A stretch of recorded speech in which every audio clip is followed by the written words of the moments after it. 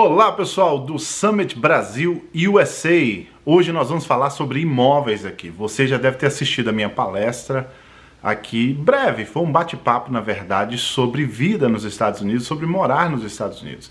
Não sou um especialista nesse assunto de morar nos Estados Unidos, mas por ter auxiliado tantas famílias que vêm para cá, tanto eu quanto os corretores que trabalham comigo, a gente acaba vendo o modo científico, que é o quê? É fazendo as mesmas coisas e obtendo os mesmos resultados. E as pessoas passam por situações muito parecidas de sofrimento aqui, de angústias, de alegrias e sucessos. Mas hoje eu quero falar sobre imóveis, porque a gente vê hoje uma gama muito grande de informações na internet. Eu lembro que quando eu comecei a fazer vídeos sobre imóveis lá em 2014, no comecinho de 2014, no começo ou pro meio, uma coisa assim, não sei, em 2014 comecei a fazer vídeo de imóveis aqui. Não tinha ninguém que fazia vídeo nesse sentido. E eu comecei a ver muita informação boa e informação ruim. Principalmente na Flórida, porque a Flórida nós temos algumas características. Por exemplo, se você for mais ao sul da Flórida, onde é a região de Miami, toda aquela região é a região glamurosa da Flórida, onde você tem propriedades muito caras, onde você tem apartamentos lindos, maravilhosos, mas que também pode se transformar num elefante branco. Eu falo isso porque se você tem propriedade em Miami, ou conhece alguém que tem propriedade em Miami, você vai perceber que muita gente vendeu muito apartamento, muito imóvel em Miami, muita coisa que hoje está com uma dificuldade tremenda de revender isso. Por quê? Por causa de valores, por causa de condomínios muito altos, uma série de fatores. Mas o que eu queria dizer é muita informação. Então, as pessoas ficam às vezes perdidas no meio dessas informações, aonde você tem características diferentes com regiões diferentes. Como eu estava dizendo, o sul da Flórida, você tem aquela região ali onde tem essas características que são bem peculiares, aonde que se você às vezes está em uma região e passou de uma rua para outra, você já diminui muito o valor dos imóveis. Quem mora na região de Miami sabe bem o que eu estou falando. Às vezes de uma rua determinada para uma outra rua já muda demais os valores dos imóveis. Onde você tem Central Florida, onde se vende muita casa de temporada. Você que não acompanha o meu canal do YouTube, eu te aconselho a acompanhar. Eu dou bastante conselho quanto a isso, e quem é meu cliente, as pessoas que me acompanham, sabem bem a forma como eu trabalho. Mas vamos lá. Como é que funciona a questão de aquisição de imóveis aqui? Vamos para a parte simples, que é a parte de informações básicas. Eu acredito que a esse ponto, se você está assistindo esse vídeo, muito provavelmente você entende já de tudo já, né? Ainda mais se você está aqui no Summit Brasil USA. Mas a parte de imóveis é o seguinte: qualquer pessoa pode comprar, qualquer cidadão de qualquer lugar do mundo pode comprar imóvel aqui sem problema nenhum. Dá para financiar, se você é brasileiro, quer financiar. A única coisa que você precisa é comprovar renda no seu país de origem, ou que você tem renda, que você consegue comprovar a condição financeira para pagar um imóvel como esse. É possível sim, vai financiar, os juros vão estar na casa de 4,9 mais ou menos até os seus 6. Se a sua situação não estiver legal quanto à comprovação de renda, tem opções de financiamento e seus juros sobem acima dos 6% ao ano, tá? A questão da compra do imóvel, você tem algumas opções, né? Antes de entrar nas opções, custos desses imóveis, né? Você tem custos aqui. Quais são? Se você vai comprar um imóvel, você tem um custo de cartório e transferência. Você não tem custo com o corretor. Corretor de imóveis, aqui ele não vai te cobrar nada, ele nem te deve cobrar nada, a não ser que você esteja procurando um aluguel. Vamos dizer que você está procurando aluguel, é muito difícil encontrar um corretor que faz aluguel. Então talvez o corretor pode cobrar uma taxa de concierge, tá? E o que não é errado, que está perfeitamente normal, até porque esses corretores que fazem aluguel não ganham quase nada. Mas se você vai comprar um imóvel, você precisa pagar a taxa de cartório e transferência. Quando você compra à vista, você vai pagar na casa dos seus 2% mais ou menos de taxa de cartório e transferência, além do preço do imóvel. Se você comprar financiado, nós estamos falando entre 5% a 6% mais ou menos de taxa de cartório e transferência. Agora, a particularidade começa daqui para frente. Pablo, eu quero comprar um imóvel numa região determinada. Nós vamos olhar essa região e lá só tem imóvel usado. Aí você tem que tomar alguns cuidados. Quais os cuidados na hora de comprar um imóvel usado? Fazer uma inspeção bem feita desse imóvel. Tá? Contratar uma empresa. Você vai fazer uma oferta nesse imóvel. Em feito a oferta no imóvel, Nós vamos colocar uma contingência aí de, sei lá, 10 dias e dizer, olha, nós precisamos fazer uma inspeção onde vai vir uma pessoa dar uma opinião profissional, elétrico, hidráulico e estrutural. Se tiver algum problema nessa casa, a gente tem algumas opções. Vamos dizer que chega o laudo pra gente. Chegou o laudo, a gente vai apresentar para o proprietário do imóvel. Ainda não aconteceu o fechamento de fato. Você não pegou a chave, não pagou o imóvel, você só deu aquele sinal inicial. Agora eu vou falar sobre isso, questão de valores, como é que funciona o passo a passo. Mas quando você mostra o laudo, você tem algumas opções. Primeiro, você pode pedir para um desconto e consertar aqueles itens que precisam ser consertados. Ou você pode simplesmente desistir do negócio e cada um toma o seu rumo, ou se está tudo bem, continua e faz o fechamento do negócio. Mas é super importante você fazer uma inspeção.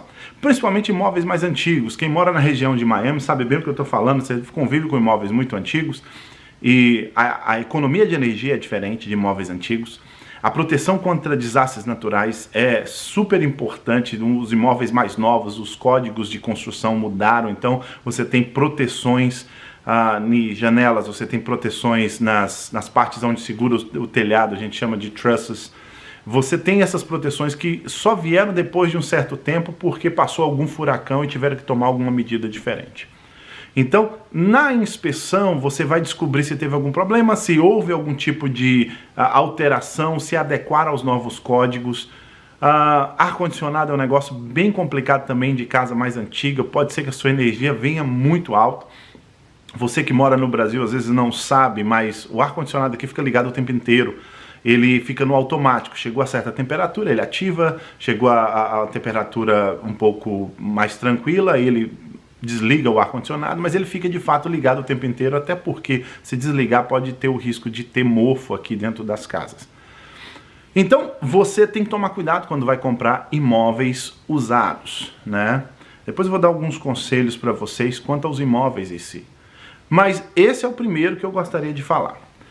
Segundo, se você vai comprar um imóvel, né, aqui nos Estados Unidos e você tem valores mensais muito altos, condomínio, quais sejam as taxas, às vezes tem condomínio que você tem 2 ou 3 taxas diferentes dentro do mesmo condomínio.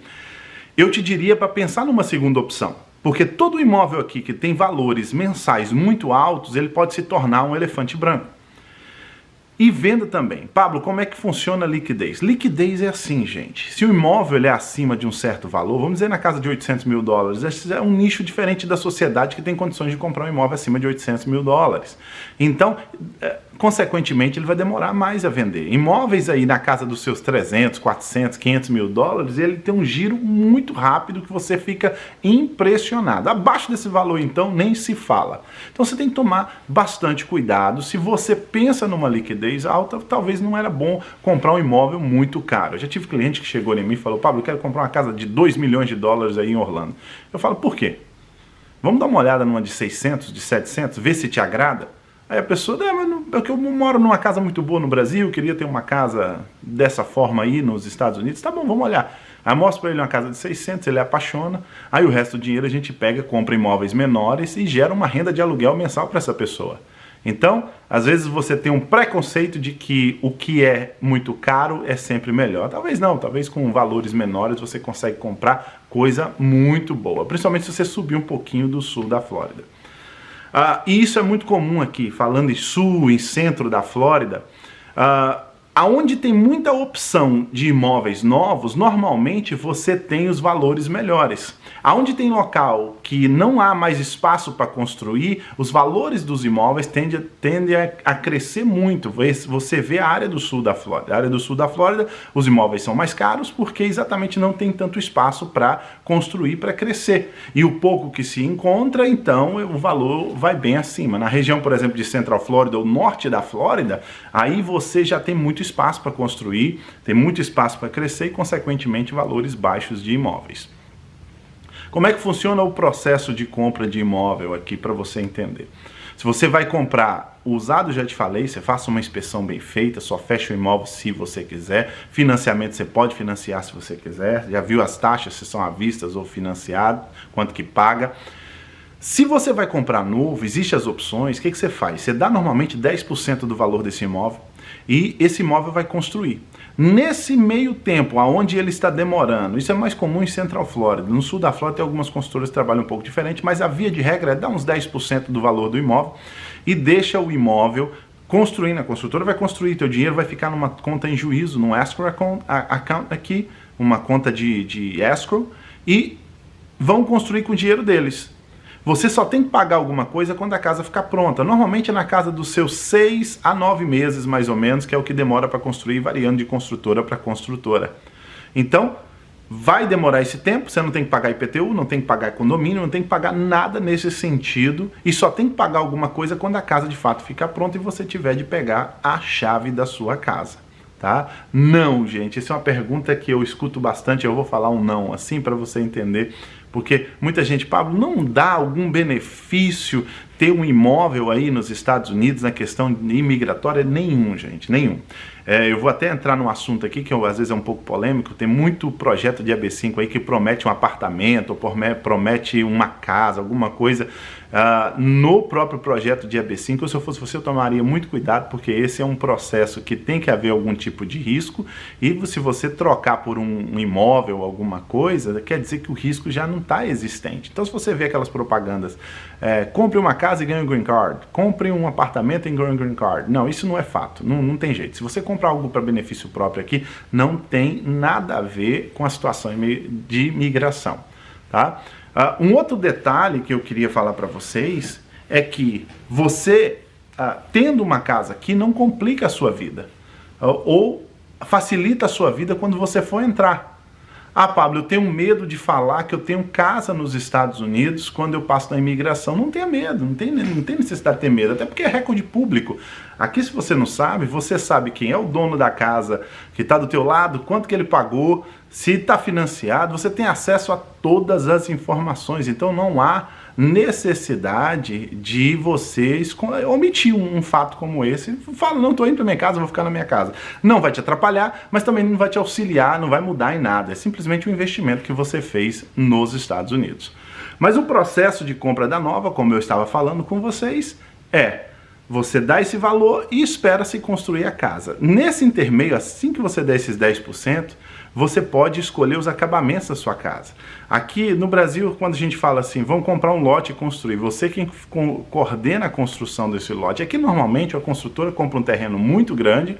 Em comprando esse terreno muito grande, o que eles fazem? Divide ali em lotes e você escolhe um lote determinado, onde você tem uma planta determinada. Então lá a construtora oferece 16 modelos de plantas diferentes. Você escolhe uma, escolheu aquele lote, eles vão construir a tua planta naquele lote em específico que você escolheu.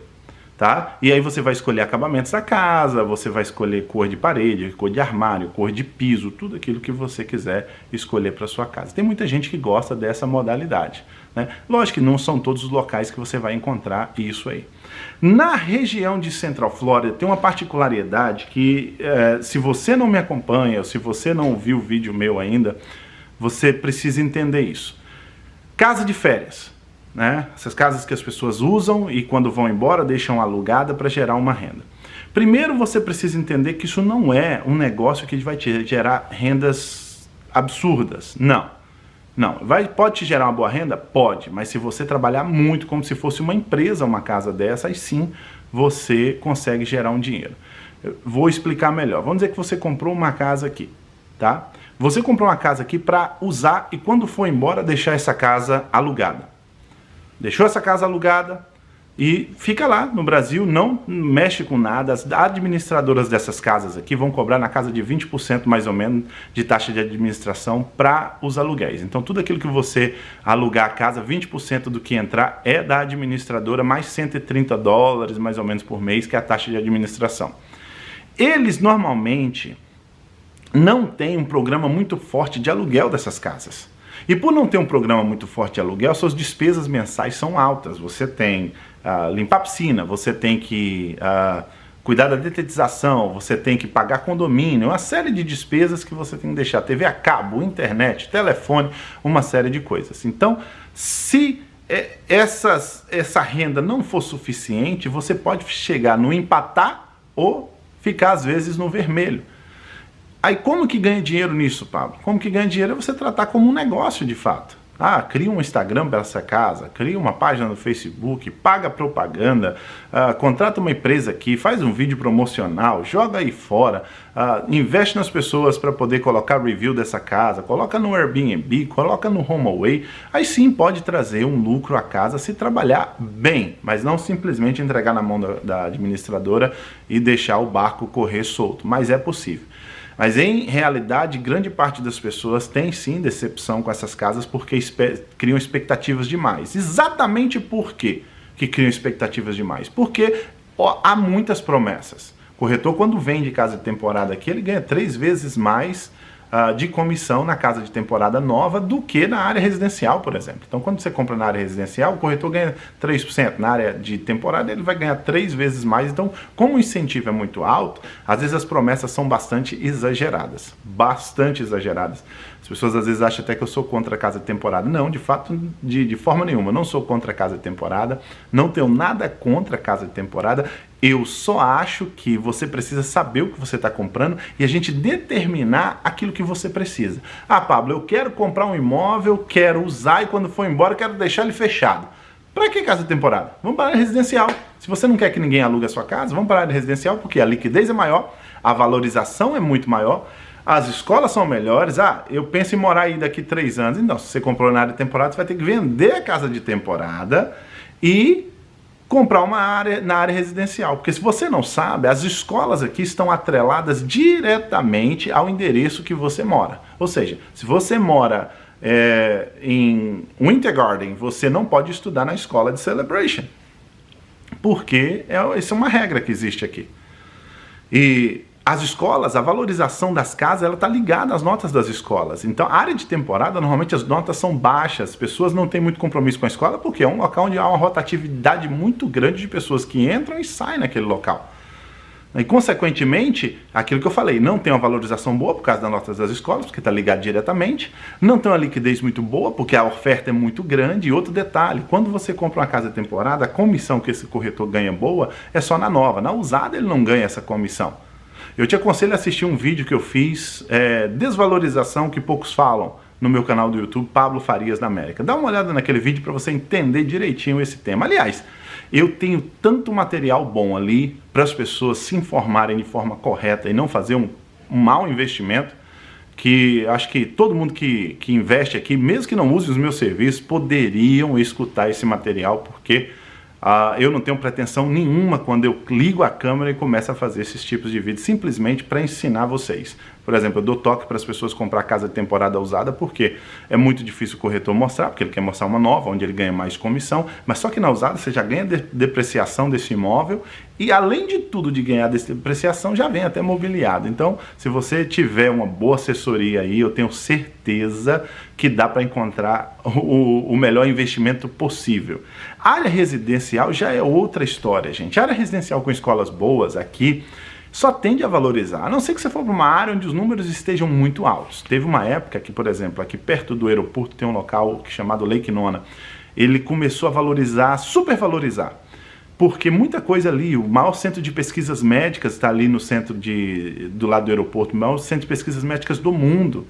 A gente tem ali um dos maiores complexos de treinamentos de tênis dos Estados Unidos, ali também em Lake Nona, do lado do aeroporto. A cidade de Orlando, por exemplo, quando eu falo Orlando, toda a região em volta de Orlando, aí junta Kissimmee, junta Claremont, junta Altamont Springs, Winter Garden, Windermere, Dr. Phillips, aí por aí vai. Todo aquele pedaço do meio ali da Flórida é a cidade mais visitada do mundo. Então você tem aqui hoje, na Grande Orlando, 2 ponto alguma coisinha milhões de pessoas, quase 3 milhões de pessoas vivendo nessa Grande Orlando, e recebe 77, 78 milhões de pessoas por ano visitando aqui, ou seja, é uma cidade que está se preparando. Quem vem para Orlando vê as estruturas de rodovia que tem aqui, está se preparando para receber esse mundo de gente, só que só vivem aqui 2 ponto alguma coisa pessoas na Grande Orlando, ou seja, muita estrutura e uma rotatividade muito grande de pessoas que vêm visitar aqui. Os potenciais são enormes, e na área de residencial,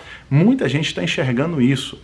Por exemplo, você tem hoje muitas empresas de tecnologias que estão em estados aqui onde tem muita chuva, o tempo é muito fechado, as pessoas não trabalham tão alegres, a depressão pode bater. Flórida não, é sol o tempo inteiro. Então essas empresas estão entendendo isso e estão começando a trazer. A gente tem hoje aqui desenvolvimento de inteligência militar, uma das maiores empresas dos Estados Unidos, uma delas emprega 16 mil, a outra está abrindo agora, vai empregar mais 16 e por aí vai. Você tem a Full Sail, que é uma faculdade especializada em tecnologia. Você tem muita coisa legal acontecendo aqui, principalmente em Central Flórida e também no sul da Flórida.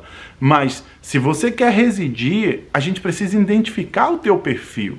Não adianta, ou se você quer investir, a gente precisa identificar o teu perfil. Não adianta você chegar aqui, ser convencido porque uma casa é bonita, está decorada, ela encheu os seus olhos, e aí você faz um mau investimento, daqui a pouco tem que se livrar dele e vai perder dinheiro. Então o que eu tento fazer? A gente tenta identificar. Ah, Pablo, eu gosto de praia e quero morar do lado da praia. Eu te mostro as implicações do que é morar do lado da praia. Os seguros às vezes são mais caros, você está um pouco mais propenso a passar por desastres naturais e tal. Ah, Pablo, eu sou mais família, eu gosto de um local mais familiar, onde eu possa criar meus filhos e tenham meninos da mesma idade, famílias da mesma faixa etária. Aí eu vou te indicar os melhores locais. Então a gente tenta fazer esse auxílio com as pessoas para não fazer um mau investimento. Porque eu vou falar para vocês, é muita informação, mas a gente tenta amenizar o máximo possível todo esse processo. Agora, essa decisão sua de tirar dinheiro do Brasil, colocar nos Estados Unidos, é super importante, gente. É super importante, eu não canso de falar isso, porque a gente não sabe o que vai acontecer com a economia brasileira. E a economia americana a gente já conhece, a economia mais forte do mundo, né? Então, dolarizar parte do teu patrimônio é essencial. E dá para você ter uma renda. Pablo, quanto que eu ganharia com locação de imóveis e residenciais? Na casa de 0,5 a 0,7, dependendo do tipo de imóvel. Ah, imóveis comerciais, dá para ganhar um bom dinheiro, mas tem que tomar cuidado. A gente tem que fazer uma pesquisa legal, porque os imóveis comerciais aqui, eles podem dar muita dor de cabeça. Então, no tete a tete, eu posso fazer isso com vocês, não tem problema nenhum, tá bom? É muita informação, é muita coisa que eu poderia falar aqui com vocês. Eu sei que vocês têm bastante dúvidas, quanto a muita coisa. Eu tenho muito material legal na minha página do YouTube, no meu blog, que é o queromoraremorlando.com, ou se você não encontrar, manda um e-mail para pablo@meucorretornaflorida.com, que nós vamos te auxiliar da melhor forma possível, tá bom? Muito obrigado a oportunidade de falar aqui com vocês, Deus abençoe.